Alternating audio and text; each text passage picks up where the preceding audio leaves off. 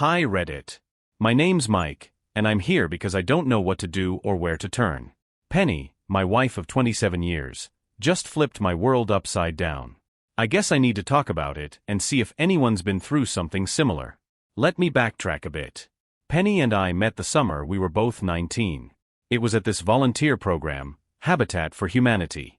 She was bubbly, always the life of the group, and I was this awkward guy trying to hammer nails without smashing my thumb. I fell for her pretty quick. We clicked. She told me she loved my goofy charm, and I thought she was the most beautiful person I'd ever met, inside and out. We got married young, right after college, and it wasn't easy. I worked nights to help her get through nursing school, and when she graduated, she supported me through my business degree. Money was tight, but we made it work. We'd have movie nights at home instead of going out, splurged on ice cream instead of fancy dinners. It was us against the world. Then we had kids, 3 of them. I won't lie, it was chaos, but the kind you look back on and smile about. Sleepless nights, soccer games, arguments about who left the milk out, it was all part of the journey. I thought we were solid. I thought we had built something that would last forever. Fast forward to last September, our youngest, Sam, left for college. The house felt too quiet, and I'll admit, I was excited for this next chapter. I told Penny, this is our time now. We can travel, take cooking classes, finally do that Italy trip we've been dreaming about. She smiled, but it wasn't the warm, excited smile I was used to. It was tight, like she didn't want to tell me something. A week later, she dropped the bomb. She had enrolled in a 6-month pediatric nursing training program. Out of state. No discussion, no heads up, just a this is happening kind of thing. She said it was for her career, for our future. But it didn't feel like she was thinking about us at all. That night, I lay awake, staring at the ceiling, wondering when we stopped being partners in this marriage. I'll pause here. Has anyone else been blindsided by a spouse like this? I thought we were in sync, but now I'm not so sure after that night. I couldn't get past it. I kept turning it over in my head. How could she make such a big decision without even talking to me? I wanted to be supportive. I know how much she loves her work, but wasn't this the kind of thing we were supposed to decide together? A few days later, I sat her down. Penny, I said, trying to keep my voice calm, why didn't you tell me about this program before signing up? I thought we were a team. She didn't look up from her coffee. Mike, it's not a big deal. It's just 6 months. It'll fly by, and this program will open so many doors for me. For us. For us. I repeated, feeling my chest tighten. Penny, I had plans for us. I thought we'd be doing those things together. She sighed, like I was the one being unreasonable. Mike, I've spent years putting my career on the back burner for this family. I deserve this. And honestly, I thought you'd be happy for me. I didn't know what to say. This wasn't the woman I married, the one who used to laugh about us growing old together in rocking chairs. Now, it felt like I wasn't even part of her future. I didn't want to fight, so I let it go for the moment. But something had shifted. The next few weeks were tense. Penny threw herself into preparing for her program, packing, researching the area, planning everything down to the last detail. Meanwhile, I walked around the house like a ghost, wondering what my role was now. One night, we were sitting in the living room, her flipping through a medical textbook, me watching some forgettable game on TV. I finally broke the silence. So what's the plan for weekends? Are you coming home, or am I visiting you? She barely looked up. I'll be pretty busy, Mike. The program's intensive. Maybe once or twice, but we'll have to see. It felt like a gut punch. So I'm just supposed to sit here and wait? Her face hardened. That's not fair. I'm doing this for us, Mike. That word again. For us. I couldn't help but laugh, though it came out bitter. Funny, because it doesn't feel like you're thinking about me at all. She slammed the book shut. I can't believe you're making this about you. I've given everything to this family, and now that I'm finally doing something for myself, you're acting like I'm abandoning you. I stood up, feeling my temper rise. You didn't even ask me, Penny. You just decided. That's not how a marriage works. She shook her head, grabbing her book and heading upstairs. You're overreacting. I sat alone in the living room that night, staring at the spot she'd just left. Overreacting? Maybe. But for the first time in years, I wondered if we were even speaking the same language anymore. Was this just a rough patch, Or was I watching my marriage unravel? The day Penny left for her program was colder than it should have been for September. I helped her load the car, even though every box felt like a nail in the coffin of our relationship. She didn't seem to notice, or maybe she didn't care. As she hugged me goodbye, it felt stiff, like something you do out of obligation. I stood there as she drove off, her taillights disappearing down the street, and the silence that followed was deafening. The house suddenly felt way too big. I tried to stay busy that first week, fixed a leaky faucet, cleaned out the garage, even cooked dinner for one like I was auditioning for some sad cooking show. But the emptiness wasn't just in the house, it was in me too. We texted a few times. Penny sent quick, cheerful updates about her classes, the other nurses, how excited she was. I kept my responses light. I didn't want to bring her down, but each message felt like a reminder that she was living a whole life now that I wasn't part of. One Friday, about 3 weeks in, I decided to call her. Hearing her voice felt like the only way to bridge the gap. She picked up after a couple of rings. "Hey Mike. How's everything?" "It's fine," I said, though it wasn't. "How about you? How's the program?" Her voice brightened, and she started talking about her classes and this instructor she thought was amazing. She mentioned how one of her classmates had invited her out for drinks with the group after a long day. "Sounds like you're having a great time," I said, forcing a laugh. "I mean, it's hard work, but yeah. It's nice to feel free, you know." The word hit me like a brick. Free. Was that what this was about? Did she feel trapped before? "What about us, Penny? Do you miss me? Miss home?" There was a pause, just long enough to make my heart sink. "Of course I do," she said, but it didn't sound convincing. That night, I couldn't sleep.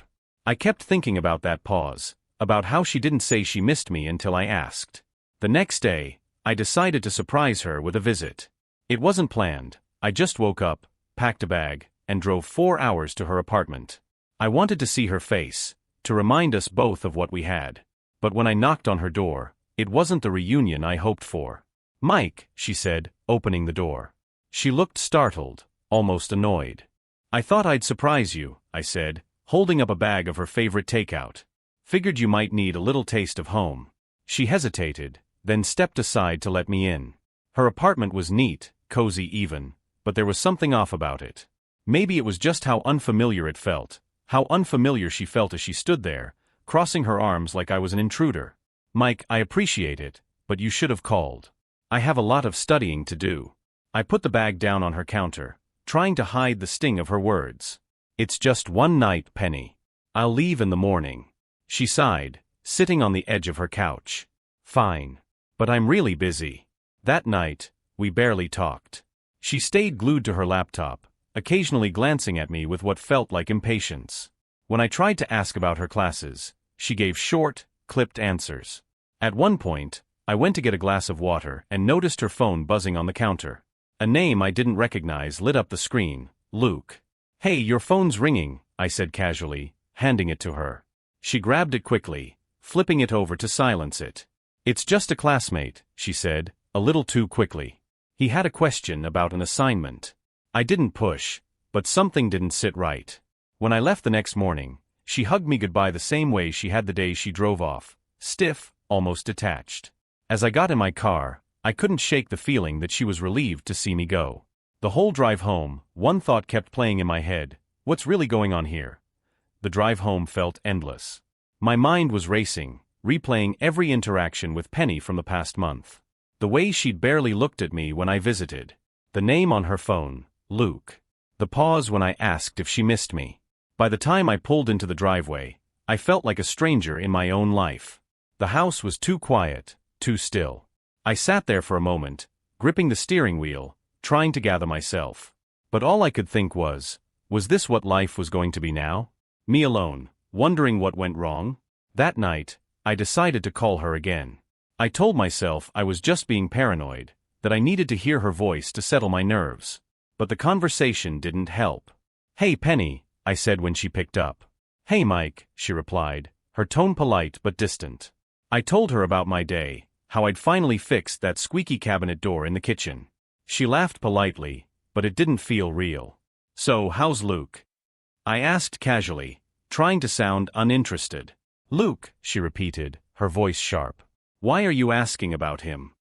Just curious. You said he's a classmate. Her hesitation was brief but obvious. Yeah, he is. We're working on a group project together. That's it. Something in her tone made me pause. Okay, I said, even though it wasn't.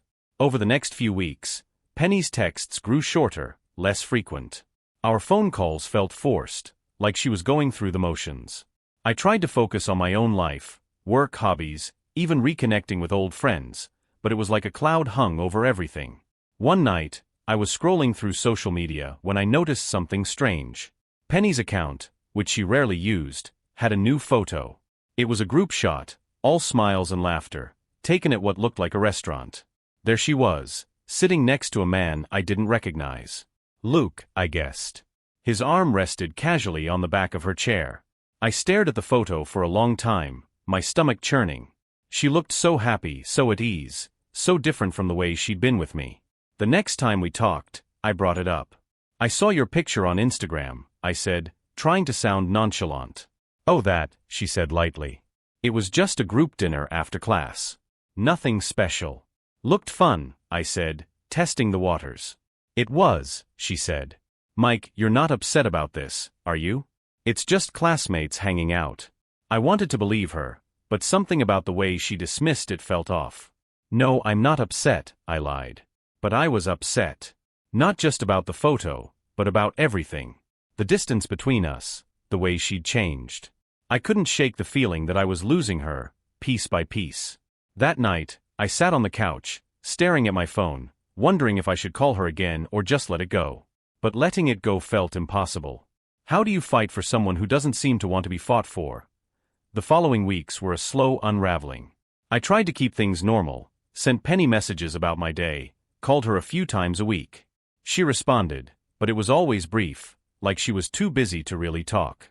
Then one night, she called me. It wasn't late, but something about her tone put me on edge immediately. Mike, we need to talk, she said. Those words, they always mean something bad. Okay, I said, bracing myself. She hesitated, which wasn't like her. Penny was always direct. I think you're smothering me a bit. I know you mean well, but I need space. Space. I repeated, stunned. Penny, we're already 4 hours apart. How much more space do you need? She sighed, as if I didn't get it. It's not just physical space, Mike. I need time to focus on myself, on my goals. I feel like every time we talk, it's about how much you miss me or how lonely you are. It's a lot. I felt like the wind had been knocked out of me. I'm sorry if I've been too much, but you're my wife, Penny. I don't know how to do this without you. I know, she said softly. But this isn't about us. It's about me. I need this time to grow, to figure out what I want. Her words hung in the air, heavy with meaning. What you want? I asked. Are you saying you're not sure about us anymore? No, she said quickly. Too quickly. That's not what I'm saying. I just need time to breathe, Mike. Please try to understand. That night, I didn't sleep. Her words played over and over in my head. Time to grow. Figure out what I want. What did that even mean?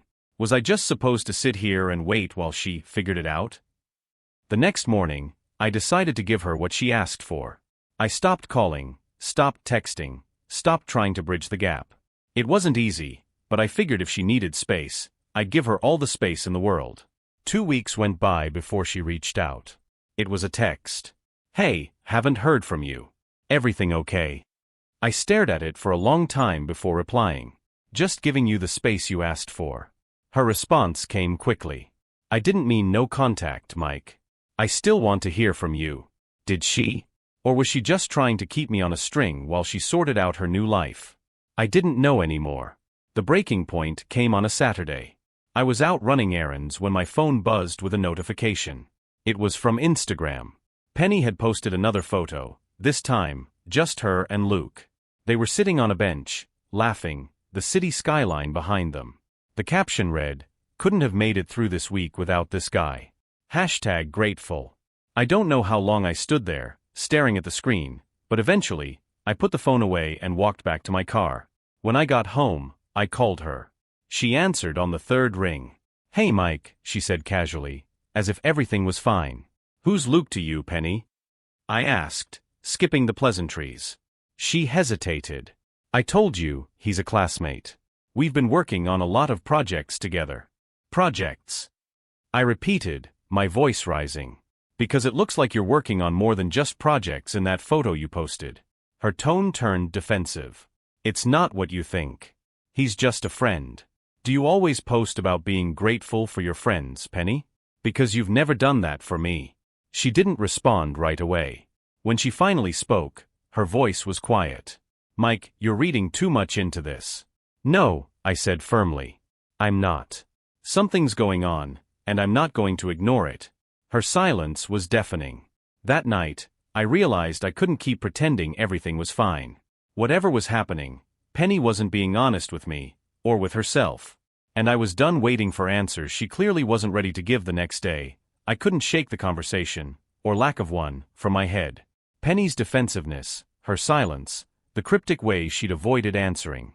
It felt like I was losing her, piece by piece, and I didn't even know why. I decided to call her again. I needed answers, even if they were ones I didn't want to hear. When she picked up, her tone was cool, like she was bracing for another argument. "Mike, I really don't have time for this right now. I have an exam tomorrow." "This isn't about your exam, Penny," I said, keeping my voice steady. "It's about us. I need to know what's going on." "Are you?" I hesitated, the words feeling too big in my mouth. "Are you seeing someone else?" Her response came fast. Too fast. "Of course not. How could you even ask me that?" "Because something's changed," I said, my voice cracking despite myself. "You're different. Distant. You barely talk to me, but you're out there posting pictures with Luke like he's your lifeline." "Mike, this is ridiculous," she snapped. "Luke is a friend. That's it. You're making something out of nothing. Then why does it feel like you've already left me?" I shot back. She sighed heavily, the kind of sigh that makes you feel like you're the problem. "Mike, I told you I need space. I thought you understood that." "What I understand," I said, my voice rising, "is that you're shutting me out while leaning on someone else. How am I supposed to feel about that?" She didn't answer. "Penny," I pressed, "if there's nothing going on, why can't you just say it and mean it?" Finally, she said, "You're being paranoid. I can't keep reassuring you every time you feel insecure. I'm doing this program for us, and if you can't see that, maybe we need to rethink things." "Rethink things?" I repeated, stunned. "Are you saying you want to end this?" "No," she said quickly, but the word felt hollow. I need you to trust me, Mike. If you can't, then I don't know what else to say." After the call, I sat there, staring at my phone. Her words echoed in my head, "I need you to trust me." But how could I trust her when everything about this felt wrong? The next few days were agonizing. I wanted to believe her, to take her at her word. But the doubts kept creeping in. Every time I saw her posts or thought about her conversations with Luke, my chest tightened. By Friday, I'd had enough. I decided to confront her in person. I packed an overnight bag and made the drive to her apartment, determined to get the truth, no matter what it was. When I arrived, it was late. Her lights were on, but she didn't answer when I knocked. I knocked again, harder this time, and finally she opened the door, looking surprised, and not in a good way. "Mike? What are you doing here?" "We need to talk," I said, stepping inside before she could stop me. Her apartment smelled faintly of takeout, and there was an extra plate on the counter. My stomach dropped. "Were you expecting someone?" I asked, trying to keep my voice even.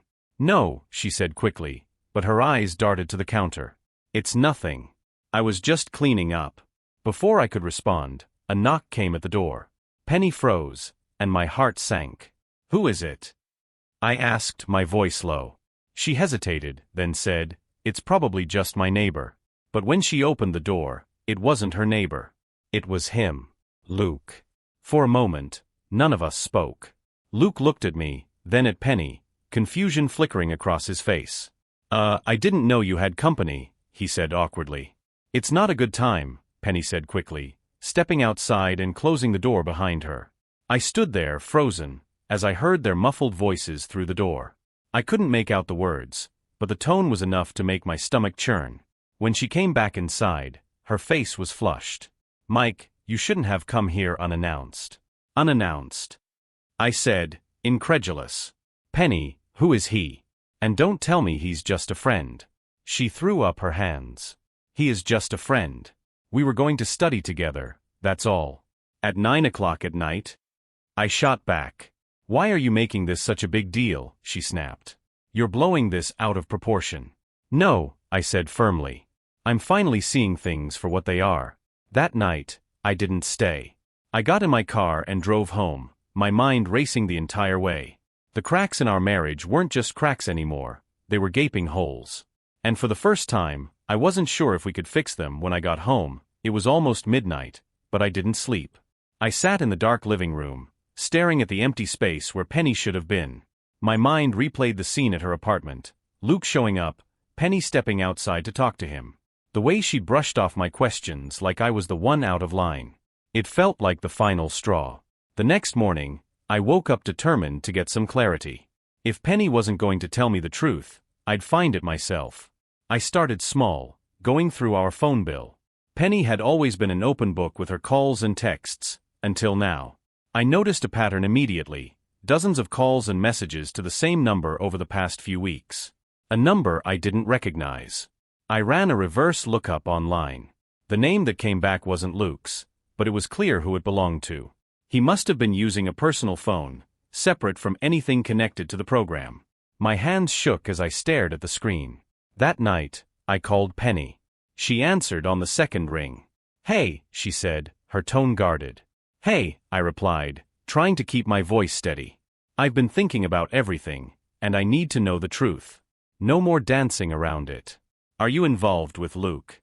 Mike, we've been over this, she said, her voice edged with irritation. He's just a friend. Then why are you calling him 10 times a day? I asked sharply.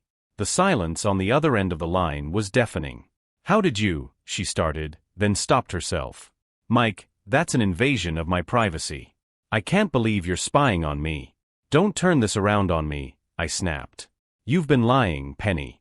I know it, and you know it. I haven't been lying, she said defensively.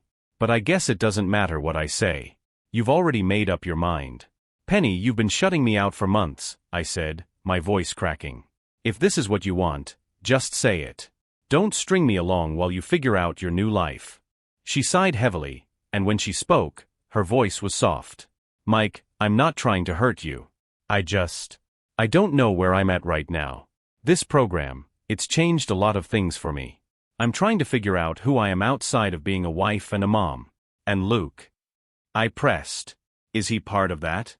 Her silence said everything I needed to hear. The next morning, I called our oldest daughter, Rachel. I hadn't planned to bring the kids into this, but I needed to talk to someone who understood what was at stake. Dad, she answered, surprised. Everything okay? Not really, I admitted. Can you come by this weekend? I think we need to talk. Rachel didn't ask questions, but I could hear the worry in her voice. Of course. I'll be there Saturday. The rest of the week was a blur. Penny didn't call, and I didn't reach out. For the first time in our marriage, I didn't feel like we were on the same team anymore. When Saturday came, Rachel showed up with coffee and a look of concern. What's going on, Dad? She asked as we sat at the kitchen table. I hesitated, unsure how much to tell her. But then the words just spilled out. Penny's program, the distance, Luke, the lies. Rachel listened quietly, her expression a mix of shock and anger. I can't believe Mom would do this, she said finally. Have you confronted her? I've tried, I said, shaking my head. But she keeps dodging. I don't know what to do, Rachel. I feel like I'm losing her, and I don't even know why. She reached across the table and squeezed my hand. You're not losing her, Dad. She's the one walking away. If she can't see what she's throwing away, that's on her, not you. Her words hit me hard, but they also brought a strange sense of clarity. For so long, I'd been fighting to save something Penny didn't seem interested in saving.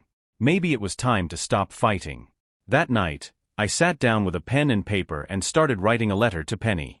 Not a goodbye, but a truth she couldn't ignore. I wrote about the life we'd built, the love we'd shared, and the family we'd created. But I also wrote about the pain of feeling like I wasn't enough anymore. About how I deserved honesty, even if it was hard. I didn't know if she'd read it, or if it would even make a difference. But for the first time in weeks, I felt like I was finally taking back some control. I sealed the letter and put it on the counter, knowing I'd drive it to her apartment tomorrow. No matter what happened next, I needed her to know how I felt, and that I wasn't going to be the only one fighting for us anymore. Sunday morning, I drove to Penny's apartment with the letter in hand. My heart was racing, but I knew this was something I had to do. She answered the door, surprised to see me again. "Mike, what are you doing here?" "I needed to give you this," I said, holding out the envelope. "What is it?" she asked, looking hesitant. "Just read it," I said. "When you're ready." She nodded but didn't invite me in. I didn't ask to come inside. Driving home, I felt lighter. I'd said everything I needed to say, even if she wasn't ready to hear it yet. Later that evening, she called. "Mike, I read your letter," she began, her voice trembling. "And?" I asked, bracing myself. "I didn't realize how much I've been hurting you," she admitted. "But I need time to figure out what I want. This isn't just about you, it's about me too." Her words were honest, but they weren't the reassurance I'd hoped for. "I understand, Penny," I said quietly. "But I can't keep waiting forever." There was a long silence before she finally said, "I know." We hung up, and I realized this might be the start of something new, or the end of everything. After that call, things felt unfinished. Penny didn't give me closure, but she didn't give me hope either. It was like she wanted to keep me hanging, just in case. I decided to step back. No more late-night calls, no more texts to check in. If she needed time, I'd give it to her, but on my terms. 2 weeks passed, and in that silence, I started focusing on myself for the first time in years. I picked up old hobbies, woodworking, running, even reading some of those dusty novels on the shelf. It didn't fix everything, but it helped. One Friday night, Rachel called. "Hey Dad. You okay?" "Getting there," I said honestly. "You deserve better than this," she said. "If Mom can't see that, it's her loss." Her words stuck with me long after we hung up. Then, out of nowhere, Penny texted, "Can we talk?" I stared at the screen, debating. Finally, I replied, "Sure. Call me." When the phone rang, her voice was softer than usual. "Mike, I've been thinking a lot. I want to come home for the weekend. We need to talk face to face." "All right," I said, keeping my tone neutral. But as I hung up, my heart raced. Was this the beginning of reconciliation, or the final goodbye? Penny arrived late Saturday afternoon. Seeing her pull into the driveway felt surreal, like a stranger was stepping out of her car, not the woman I'd spent nearly 3 decades with. She hugged me, but it was brief, almost formal. "Thanks for letting me come, Mike," she said, stepping inside. We sat in the living room, the silence thick between us. Finally, she spoke. "I've been doing a lot of soul-searching," she began, avoiding my gaze. "And I think I owe you an apology. I haven't been fair to you." "You think?" I said, unable to hide the bitterness. She winced but nodded. "I know I've hurt you. I know I've been distant. But I needed to figure out who I am outside of everything." I leaned forward, resting my elbows on my knees. "And have you figured it out?" She hesitated. "I think so. But I'm not sure it's what you want to hear." My chest tightened. "Just say it, Penny." She looked at me then, her eyes full of regret. "Mike, I love you. But I don't know if I'm in love with you anymore." The words hit like a blow, but deep down, I'd been expecting them. "So where does that leave us?" I asked quietly. She sighed. "I don't know. I need more time. Maybe we need some time apart to really see what we want." Her words felt like a slow unraveling of everything we'd built. But for the first time, I didn't argue. "All right," I said, my voice steady despite the storm inside. "Take your time, Penny. But don't expect me to wait forever." She nodded, tears in her eyes, and for the rest of the night, we avoided talking about it. When she left the next morning, it felt different, final. I watched her drive away, not sure if she was coming back. And for the first time, I wasn't sure if I wanted her to. After Penny left, the house felt quieter than ever. I spent the first few days replaying our conversation, overanalyzing every word. She said she loved me, but not like before. How do you even begin to process something like that? Rachel came by midweek. "How did it go with Mom?" she asked, her concern written all over her face. "It was honest," I admitted. She doesn't know if she wants this anymore. She needs more time. Rachel frowned. Dad, I love Mom, but how much time are you supposed to give her? You've been patient for months. I don't know, I said, feeling the weight of her words. But I can't force her to feel something she doesn't. Rachel hugged me tightly. You deserve better than this. I tried to keep myself busy, but the house felt like a constant reminder of what I was losing. The photos on the walls, the old coffee mug she left on the counter, all of it made the ache worse. A week later, Penny sent a short text, thinking of you. Hope you're okay. I stared at it for a long time before replying, same to you. It wasn't much, but it was all I could manage. That weekend, I went through some old photo albums, hoping for clarity, or maybe closure. There we were, smiling on our wedding day, holding the kids as babies, laughing during family vacations. I realized how much I'd been holding on to those memories, hoping they'd be enough to fix what was broken. But memories aren't enough if only one person is holding on to them. For the first time, I wondered if it was time to let go. The days after Penny's visit stretched endlessly. Her words haunted me, playing on a loop in my head. I love you, but I don't know if I'm in love with you anymore. I tried to focus on work, on tasks around the house, but everything reminded me of her, of us. The quiet of the evenings was the worst. I'd sit in the living room, staring at the TV, barely registering what was on. The house, once filled with laughter and chaos, felt like an echo of what it used to be. I started going for long walks, hoping the fresh air would clear my head. It helped a little. There was something about the rhythm of moving forward that felt right, even if I didn't know where I was headed. One night, Rachel called again. Dad, I've been thinking, she began hesitantly. About what? I asked, though I could guess where this was going. About Mom. I think she's taking advantage of you. Her words hit me harder than I expected. Rachel, it's not that simple, I said. Isn't it? She pressed. She's keeping you in limbo while she figures herself out. That's not fair, Dad. You deserve someone who knows they want to be with you. I didn't respond right away. Rachel's voice softened. I just hate seeing you like this. You're so focused on what Mom wants. What about what you want? I want our family back, I admitted, my voice breaking. But I don't think that's possible anymore. That night, I sat down and tried to think about Rachel's question. What did I want? For so long, my identity had been tied to Penny, to our marriage, to our family. But if she wasn't sure about us, where did that leave me? I found myself looking up divorce lawyers online, just out of curiosity. The idea felt surreal, like I was planning for something I wasn't ready to admit was happening. I closed the browser, feeling like I'd betrayed myself just by looking. 2 weeks later, Penny called. It was the first time I'd heard her voice since she'd left. Mike, she began cautiously, I've been doing a lot of thinking. About what? I asked, trying to keep my tone neutral. About us. About what we want. And I prompted, my heart pounding. She sighed. I don't want to hurt you, Mike. I really don't. But I think we need to be honest with ourselves. Maybe we've grown apart. The words felt like a punch to the gut, even though I'd been expecting them. So that's it. I said quietly. You're giving up? I'm not giving up, she insisted. I'm just trying to face reality. We're different people now. We've been growing in different directions for years. I wanted to argue, to remind her of everything we'd built together. But deep down, I knew she was right. The conversation ended with no clear resolution, but it felt like a door had closed. Penny didn't say the words, but it was clear she was already moving on, even if she didn't know how to tell me outright. The next morning, I called Rachel. I think you're right, I said. It's time to stop waiting. She didn't say, I told you so. Instead, she just said, I'm proud of you, Dad. That day, I packed up some of Penny's things, just a few items she'd left behind, and set them aside in a box. It felt symbolic, like I was starting to reclaim the space as mine.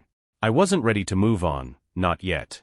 But I realized I couldn't keep holding on to a future that wasn't going to happen. If Penny wanted to find herself, then maybe I needed to do the same. Letting go wasn't the same as giving up.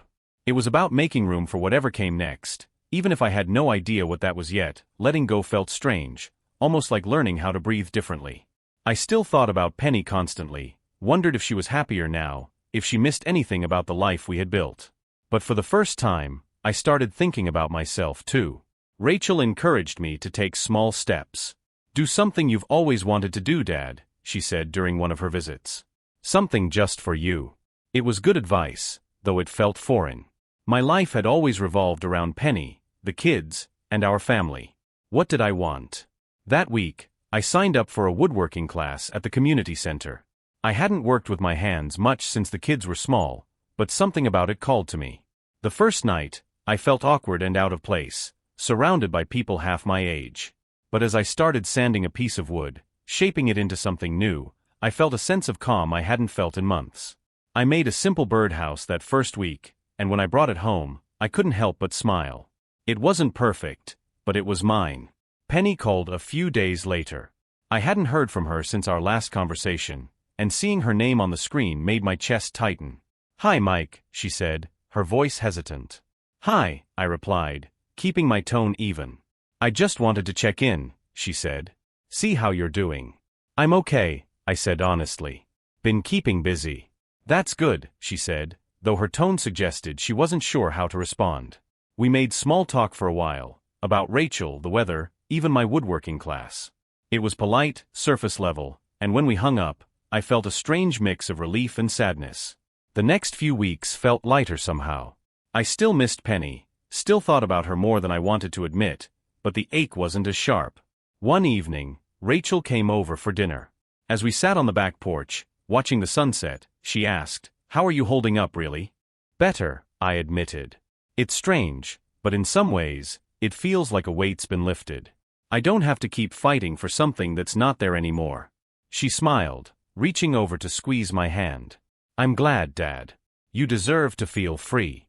I thought about that word, free, long after she left.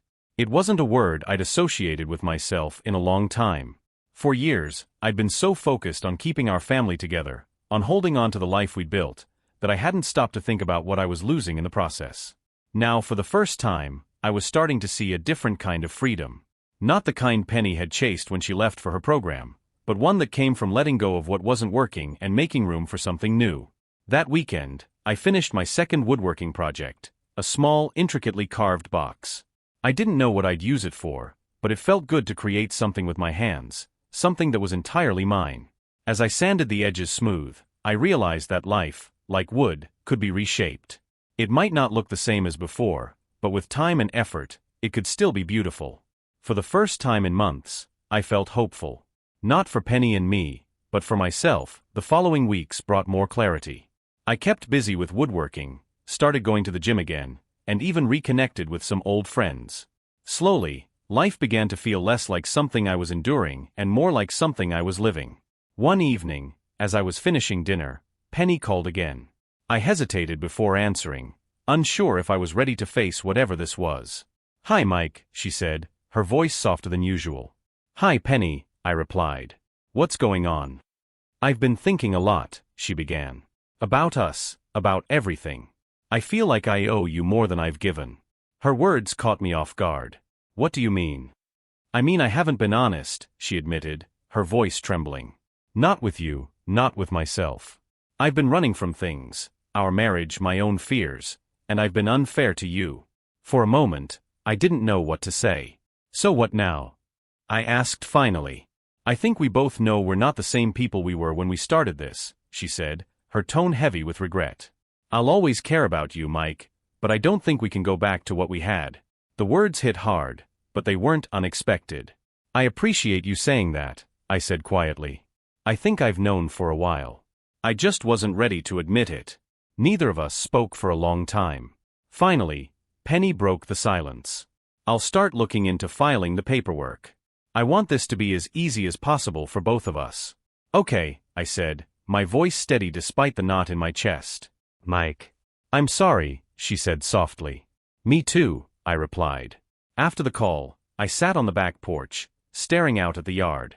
The reality of it hit me hard. We were over. Officially. But instead of feeling despair, I felt relieved. The uncertainty, the waiting, it was finally gone. That weekend, I told Rachel and the other kids. Rachel took it the hardest, but she didn't seem surprised. "I'm proud of you, Dad," she said after a long hug. "I know this isn't what you wanted, but I think it's what you need." Her words stayed with me.